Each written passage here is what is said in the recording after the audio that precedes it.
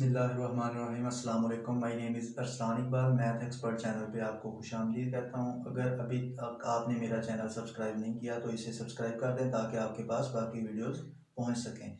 तो आज का हमारा लेक्चर है इनर प्रोडक्ट स्पेस में कि inner product space as a metric space.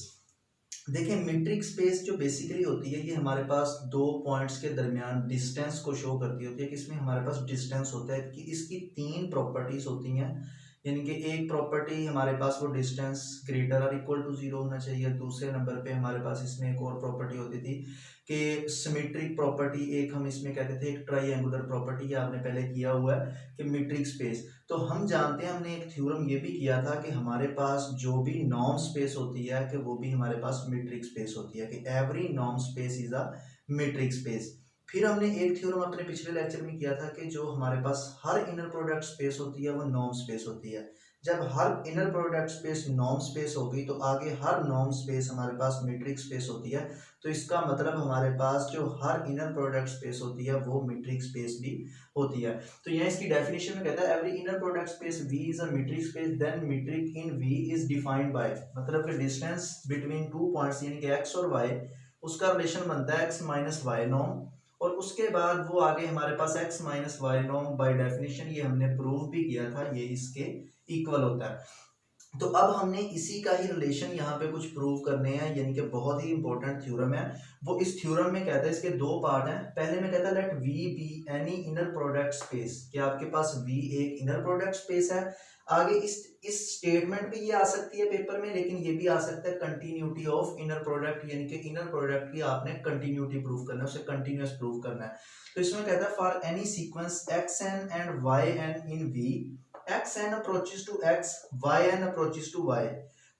तो हमने यहाँ पे दिस इंप्लाइज दैट कि ये प्रूव करना है कि inner product of xn yn approaches to inner product of xy, मतलब कि ये चीज इसको अप्रोच कर जाए जब ये दोनों इसको अप्रोच कर रही हैं। तो देखिए, इसके थ्योरम में हमने बेसिकली उसने सीक्वेंस दिया, तो हमें सीक्वेंस के बारे में पता होना चाहिए कि सीक्वेंस क्या होता है। कि सीक्वेंस बेसिकली हमारे पास एक फंक्शन होता है जिसकी domain set of natural number होती है, और इसमें भी हमारे पास टर्म्स आती हैं, यानी कि काफी सारी टर्म्स एक ही तरतीब के साथ एक फिक्स वैल्यू के साथ। जैसे मैं ऑड नंबर कह देता हूँ 1 3 5, उसके बाद 7, अब ये दो दो के डिफरेंस से हमारे पास आ रहे हैं, तो ये एक सीक्वेंस है। तो इसी तरह अब यहाँ पे सीक्वेंस यूज होगा।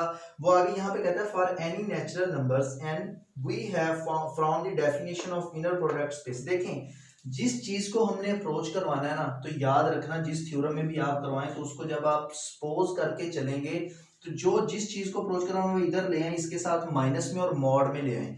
और जब मॉड में लेके आएंगे उसकी राइट हैंड साइड को जब हम शो करते थे कि अब हमारे पास कि ये कन्वर्ज कर रहा है किसी पॉइंट को या नहीं, तो हम कहते थे कि उस वो लेस देन एप्सिलॉन हो गया। जब लेस देन एप्सिलॉन हो जाता तो हम कहते थे कि इस पॉइंट को कन्वर्ज कर गया। मतलब देखें, अगर मैं x approaches to x not prove करना चाहता था कि ये इस पॉइंट को कन्वर्ज कर रहा है या नहीं कर रहा, तो हम क्या करते थे x minus x not mod less than epsilon, मतलब कि x नॉट को इधर ले आते थे, मॉड लेते और जो राइट हैंड साइड पे हम लेस देन एप्सिलॉन प्रूव करवा देते थे। तकरीबन इसी तरह का हमने यहाँ पे भी प्रूव करना है।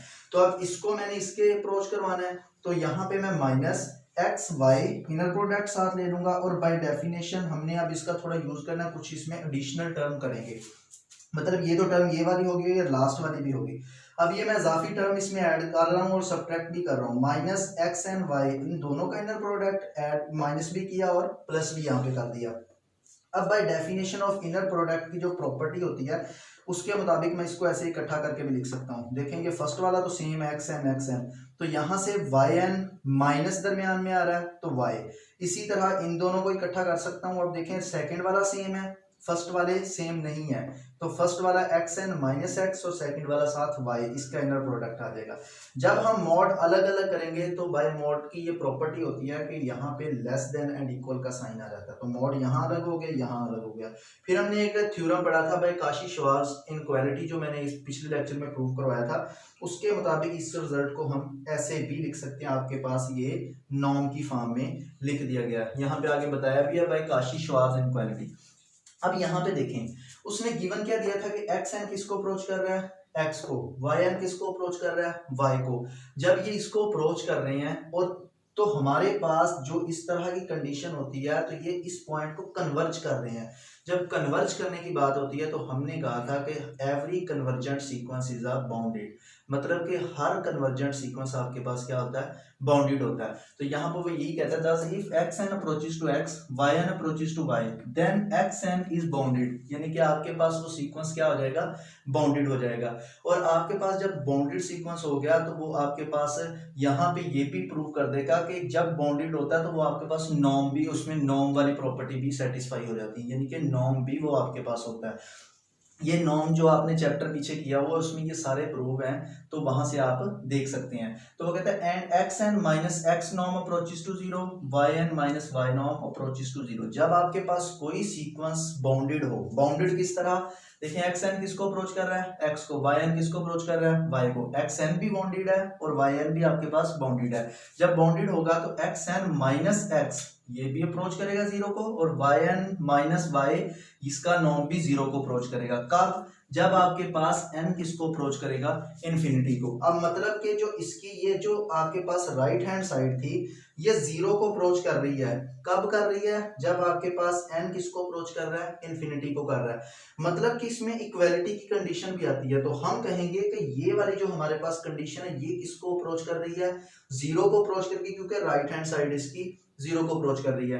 तो लेफ्ट हैंड साइड जीरो को अप्रोच करेगी कब, जब हमारे पास n किसको अप्रोच कर जाएगा, इन्फिनिटी को अप्रोच कर जाएगा। तो जब इन्फिनिटी को अप्रोच कर जाएगा तो हम फिर यहाँ पे कह देंगे कि ये वाला जो इनर प्रोडक्ट है ये इसको भी अप्रोच कर जाएगा। यानी कि जैसे हमने यहाँ से रिजल्ट आगे बनाया था, पीछे से पीछे वाली, जैसे हमने ये वाला रिजल्ट इस चीज में चेंज किया था, अगर इसको मैं आगे चेंज करना चाहूँ तो ये आपके पास इनर प्रोडक्ट में भी चेंज हो जाता है बाय डेफिनेशन। ये तो इनर प्रोडक्ट में अगर आप चेंज करके भी लिखें तो फिर इसको दोबारा रिवर्स भी लिख सकते हैं। तो सेम इसी तरह जब ये जीरो को और n इन्फिनिटी को अप्रोच कर जाएगा तो हम इससे ये वाला रिजल्ट भी लिख देंगे, ये हमारे पास इसको अप्रोच कर जाता है। ये था इसका फर्स्ट पार्ट। अब सेकेंड पार्ट में वो कहता है कि if x n y n are Cauchy sequence in we.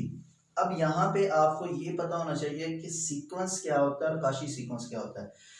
देखें हमारे पास जो सिंपल सीक्वेंस होता है ना वो किसी एक सीक्वेंस यानी कि एक उसके काफी सारी टर्म्स होती हैं, उससे एक पॉइंट के ऊपर जो हमारे पास डिस्टेंस होता है वो हमारे पास सीक्वेंस में आ जाता है। यानी कि अगर मैं बात करूं कि सीक्वेंस की x n minus x less than epsilon, वो आपके पास इस तरह डिफाइन होता है। अगर मैं काशी सीक्वेंस की बात करूं तो ये एक सीक्वेंस से दूसरे सीक्वेंस के ऊपर डिफाइन होता है, जैसे कि x n minus x n less than epsilon. अब एक्स एन भी काफी सारी टर्म्स हैं, एक्स एम भी काफी सारी टर्म्स हैं, ये लेस देन एप्सिलॉन ये इनमें थोड़ा सा यही डिफरेंस होता है। तो अब यहाँ पे वो ये कहता है कि अगर x n y n are Cauchy sequence in V then x n y n is a convergent sequence in F. देखें इसका ये थ्योरम जब एक दफा आप कर लेंगे फिर आपके लिए इजी हो जाएगा कि वो ये कहता है यहाँ पे कि आपके पास एक्स एन भी काशी सीक्वेंस है, वाई एन भी काशी सीक्वेंस है। आपने कन्वर्ज किसको करवाना है, x n y n is a convergent sequence. आपने एक थ्योरम पढ़ा था कि every Cauchy sequence is a convergent sequence. मतलब कि अगर मैंने इस चीज को, ये जो इनर प्रोडक्ट दिया हुआ इसे मैंने काशी सीक्वेंस प्रूव कर दिया तो मतलब कि आपके पास ये कन्वर्जेंट भी होगा, क्योंकि bye theorem every Cauchy sequence is a convergent sequence. अगर मैंने इसे काशी प्रूव कर दिया तो मतलब कि ये आपके पास कन्वर्जेंट भी हो जाएगा। तो अब हमने इसे सिर्फ काशी प्रूव कर देना है, काशी सीक्वेंस, ये खुद ब खुद ही कन्वर्जेंट हो जाएगा। Okay, suppose that x and y n are Cauchy sequence in V then for all natural numbers m n. जब काशी सीक्वेंस है तो ये वाली स्टेटमेंट यूज होगी। तो देखें हमने अब इसे काशी प्रूव करना है तो फिर एक्स एम वाई एम, तो इस नंबर्स के मुताबिक देखें x n minus x m approaches to zero, क्योंकि जब नॉर्म के साथ लिखेंगे फिर इस तरह लिखा जाएगा। फिर y n minus y m norm approaches to zero, कब, जब हमारे पास एम और एन जीरो इन्फिनिटी को अप्रोच करेंगे बाय फर्स्ट केस जो हमने भी प्रूव किया उसके मुताबिक ये वाली कंडीशन हमने यहाँ पे यूज किया है। अब हमने क्या करना है, एक्स एन वाई एन जो है ये इनर प्रोडक्ट किसको अप्रोच करेगा, ये हमारे पास एक्स एम वाई एम को अप्रोच करेगा। तो फिर x m y m same इधर ले आए, माइनस हो जाएगा जिस तरह मैंने यहाँ पे बताया था। फिर हमने इसमें भी कुछ टर्म ऐड भी करनी है और सब्ट्रैक्ट भी करनी है। मैंने यहाँ x n y m minus भी किया और प्लस भी किया। बाय काशी वो सॉरी इनर प्रोडक्ट की हमने प्रॉपर्टी यूज की है तो इनको इकट्ठा कर दिया जिस तरह हमने पिछले प्रूफ में किया। तो जब मॉड अलग अलग करेंगे तो लेस देन एंड इक्वल का साइन आ जाएगा। उसके बाद हमारे पास बाय काशी-श्वार्ज़ इनक्वालिटी के मुताबिक ये नॉर्म में अलग अलग चेंज हो जाएगा। उसके बाद यहाँ पे देखें, यहाँ पे ये कहता है since every Cauchy sequence is bounded. देखें वो कहता है कि हर काशी सीक्वेंस हमारे पास क्या होता है, बाउंडेड होता है। इस चीज को देखें, ये आप यूज कर सकते हैं। यहाँ पे देखें आपके पास जब ये चीज उसने xn दिया हुआ है और yn दिया हुआ है, क्या दिया है कि ये भी काशी है ये भी काशी सीक्वेंस है, मतलब कि xn भी और yn भी। तो इसको मैं ऐसे लिख सकता हूँ xn minus xm norm approaches to zero, यानी कि ये लिखा भी हुआ है, ये भी लिखा हुआ है जीरो को अप्रोच कर रहा है। और m और n किसको अप्रोच कर रहे हैं, इन्फिनिटी को। तो इसके मुताबिक ये सारी की सारी चीज भी क्या हो जाएगी, जीरो को अप्रोच कर जाएगी। कब, जब m और n हमारे पास किसको अप्रोच करेंगे, इन्फिनिटी को। तो सेम पिछले थ्योरम की तरह जब राइट हैंड साइड होगी तो लेफ्ट हैंड साइड भी हमारे पास सेम उसी तरह ही हो जाएगी। तो इसका मतलब हमारे पास xn yn क्या बन गया, काशी सीक्वेंस बन गया। और फिर हम यहाँ पे ये स्टेटमेंट यूज कर सकते हैं, every Cauchy sequence is a convergent sequence. तो हमारे पास ये जो स्टेट उसने इनर प्रोडक्ट दिया था, ये हमारे पास काशी तो हमने बना लिया, लेकिन स्टेटमेंट यूज करके ये हमारे पास कन्वर्जेंट सीक्वेंस बन गया। तो उम्मीद है कि आपको समझ आई होगी। लेकिन इसमें याद रखना कि एक एक चीज ही डिफाइन करने वाली उसने बताई है, दोनों थ्योरम में सेम है। इसके ये है कि आपके पास दो काशी सीक्वेंस दिए हैं, आपने उन दोनों का इनर प्रोडक्ट को भी काशी कन्वर्जेंट सीक्वेंस प्रूव करना है। तो कन्वर्जेंट प्रूव करने के लिए उसे भी काशी प्रूव कर दें, तो ये तरीकाकार है। और इसमें भी सेम यही वाला प्रोसेस यूज हुआ है। तो ये था आज का लेक्चर। इंशाल्लाह हम अपने अगले लेक्चर में अगले थ्योरम करेंगे और कुछ इंपॉर्टेंट टॉपिक्स भी डिस्कस करेंगे। तब तक के लिए अल्लाह हाफिज।